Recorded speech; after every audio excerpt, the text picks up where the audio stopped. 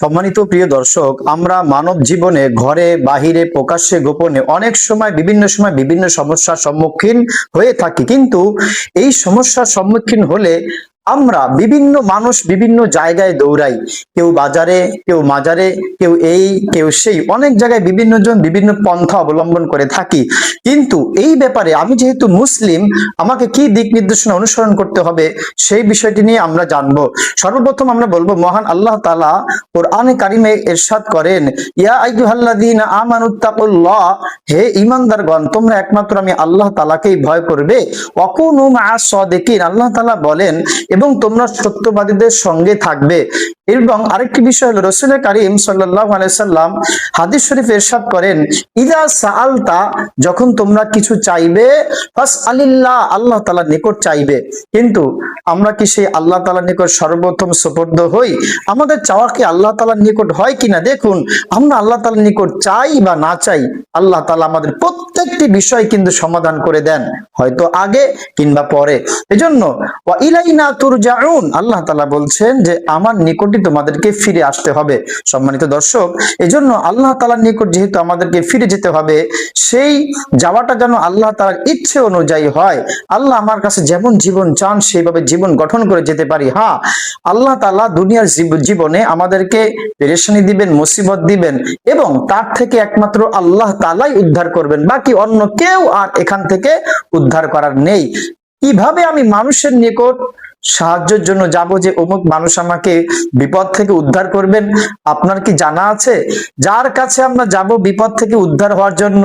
হয়তো বা তিনি আমার চেয়ে বড় বিপদে পড়ে রয়েছেন, অসম্ভবের কিচ্ছু নয়। এজন্য সমস্ত কিছু চাওয়ার মালিক আল্লাহ তাআলাকে বানাতে হবে, যে আমি আল্লাহর কাছে চাইবো। তবে এখানে একটি বিষয়, আমরা তো অনেক সময় মানুষের কাছেও চাই, মানুষের নিকটে বলি আমাকে একটু পানি দেন, আমাকে একটু অমুক জিনিস দেন। তো এটা তো হাদিসের সংঘর্ষ হয়ে গেল কিনা? অথচ রাসূল কারীম সাল্লাল্লাহু আলাইহি সাল্লাম বলেছেন, ইদা সাআলতা, যখন তুমি চাইবে, ফাসআলিল্লাহ, আল্লাহ তাআলার নিকট চাইবে। তো আমরা যে মানুষের নিকট চেয়ে থাকি, এই বিষয়টি হলো, চাওয়া হচ্ছে দুই ধরনের। একটি চাওয়া হচ্ছে যা আল্লাহ ছাড়া কেউ দিতে পারেন না, যেমন আসমান থেকে বাড়ি বর্ষণ করা, বৃষ্টি বর্ষণ করা, সন্তান দেয়া, রিজিকের মালিক, হায়াত মওতের মালিক, এই আদার্স জিনিসগুলো হলো একমাত্র আল্লাহ তাআলা একচ্ছত্র মালিক। আল্লাহ তাআলা ব্যতীত আর কোনো এর ক্ষমতা রাখে না। আরেকটি বিষয় হলো, মানুষের নিকট সাধারণ জিনিসগুলো চাওয়া যায়, যেমনটি এই কথার সমর্থনে আল্লাহ তাআলার কোরআন সমর্থন করে। কি? আল্লাহ তাআলার কোরআন বলছে, তাআওয়ানু আলাল বিররি ওয়াত তাকওয়া, তোমরা একে অপরকে ভালো কাজে সাহায্য সহযোগিতা করো।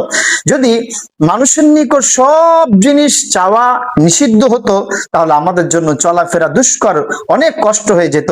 অথচ আল্লাহর কোরআন বলেন, তাআওয়ানু আলাল বিররি ওয়াত তাকওয়া, তোমরা ভালো কাজে একে অপরকে সাহায্য করো, সহযোগিতা করো। এই ক্ষেত্রে বোঝা যায় এই আল্লাহ তাআলা নির্দেশ দিয়েছেন একে অপরকে ভালো কাজের জন্য আরো সাহায্য করা, সহযোগিতা করা। সুতরাং আনুষঙ্গিক বিষয়গুলো, সহযোগিতা চাওয়া, সহযোগিতা করা, এটা দোষণীয় কিছু নয়, বরং উদ্দেশ্য যদি ভালো হয়, কাজ যদি ভালো হয়, বরং বিপরীতে আরো সওয়াব হবে, অন্যায় হবে না, গুনাহ হবে না, বরং আরো নেকি হবে।